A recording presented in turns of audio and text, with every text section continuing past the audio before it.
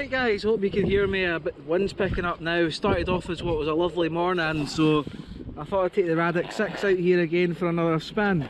I mean, this thing, absolutely incredible. The power's insane. 4S I've run it today and 6S.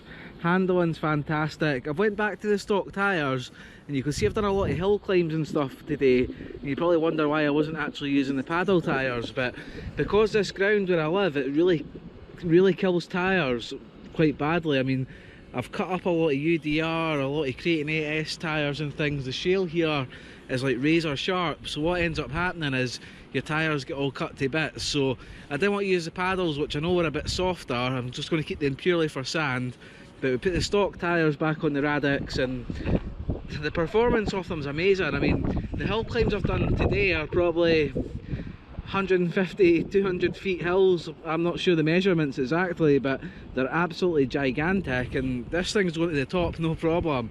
The traction of them's just superb. But the video is basically going to start. It's going to start with me sort of doing a little bit of this there's a motocross trail, because a lot of bikes use this area for playing around. So I've got a little bit of track sort of area of that.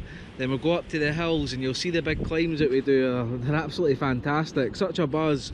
The car took a couple of big tumbles today. One was actually jumping off here. So when I jumped off this part, first jump went great, second jump we had a nosedive and smashed my little headlights I put on the front, but that's one of the things I kind of expected that was going to happen at some point. But yeah, this car, Radix 6, I absolutely love it. To me it's just epic. Yeah, I mean, I'm not going to compare it to any other brands or that, but if you're looking at getting one of these, I honestly can't see how you'd ever regret it. Just amazing all-round buggy.